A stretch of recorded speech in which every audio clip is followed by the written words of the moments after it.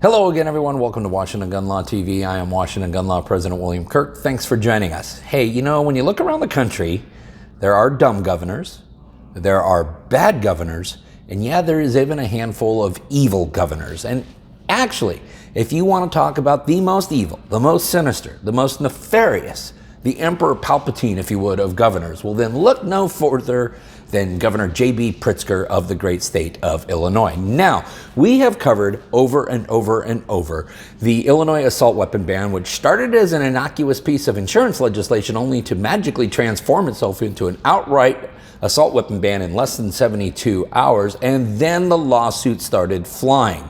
Well, in response to that, Governor Pritzker has come up with a new piece of legislation that his cronies in the state capitol have already rammed through to make sure that nobody will ever get to fairly challenge another one of the king's laws again. So today, let's spend a few minutes and let's talk about when your governor acts like he's king.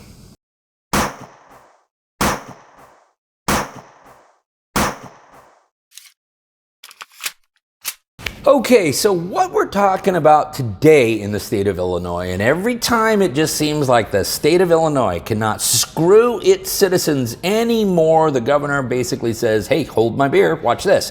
So what we're talking about today is House Bill 3062. Now, if you go and you take a look at the Illinois legislative website, you may be surprised to find out that Washington Gun Law is talking about this bill because the original bill read as follows. Amends the Landlord and Tenant Act, allows a landlord to accept reusable tenant screening reports, and so on and so on. And so, yes, this was a relatively boring and innocuous piece of landlord-tenant law. But oh, guess what happened in just the last 72 hours? Yeah, they amended this statute. And unlike other states where they might change a few words here or there in a statute or a bill when they amend it, in Illinois what they do is they strike the whole darn thing, they put a whole new bill under the same number, thus confusing and making sure that most of the voters and citizens are completely blind to what's going on in the state capitol. You see, what the new bill, which has now already been passed by the House, and already passed by the Senate, and is going to be signed by the governor. And it has an emergency enactment clause, which means it's going into effect the minute your governor signs it. What it basically does is it mandates the venue that you will have to use if you have the audacity to challenge the constitutionality of any one of Illinois' statutes moving forward. So no matter where you reside, no matter where the injury occurs inside the state of Illinois, you will be required to go to the jurisdiction that Governor Pritzker wants you to go to.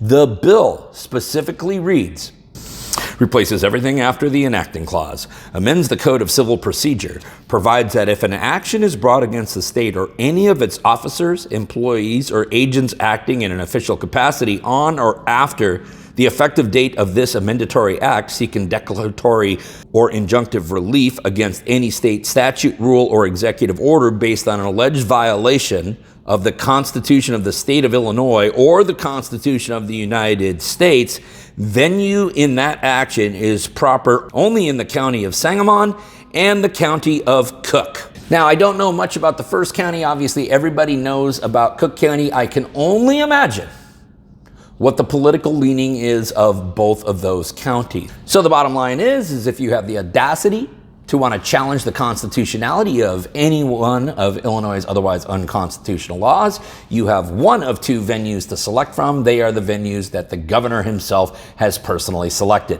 Now, what you're seeing here from Governor Pritzker, and it's not unique just to him, but you're seeing this from other people on the extreme left that are hell-bent on disarming normal American citizens, is that they will do anything in their power. They will do anything sometimes that even exceeds the scope of their power to make sure that the fix is in. And in a state like Illinois, where the fix has been in on a lot of things for a lot of years, this only further tips the scale in favor of the government and against the citizens of Illinois.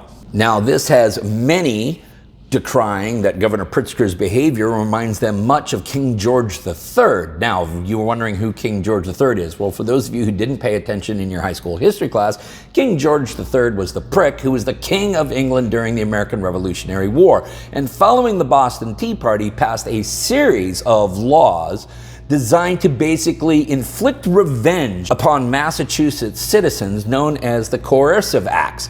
And they included additional taxation and a complete loss of sovereignty and the ability to arm and protect themselves. This, of course, led to a letter to King George III from the colonies asking for the acts to be repealed. Of course, when that was denied, that ultimately led to the American Revolutionary War. What we are seeing here is not an act of democracy, but an act of monarchy. What we are seeing here is not an act of freedom, but an act of tyranny. And unfortunately, what we are seeing here seems to be the common playbook in the state of Illinois every single day. Listen, it's going to be interesting to see what happens. I'm sure there will be challenges to this law, but of course, those will go in front of the very same judges that Governor Pritzker, of course, paid to get elected. Listen, in the meantime, you may have more questions about what's going on in Illinois or anything else related to what's left of our Second Amendment rights. You guys should know how to contact Washington Gun Law by now, but if you don't, that's okay. That information is right down there in the description box. In the meantime, I do want all of you to remember that part of being the lawful and responsible gun owner, like we talk about all the time here, is to know what the law is in every situation, how it applies to you in any instance that you may find yourself. Until next time, thanks for watching. Stay safe.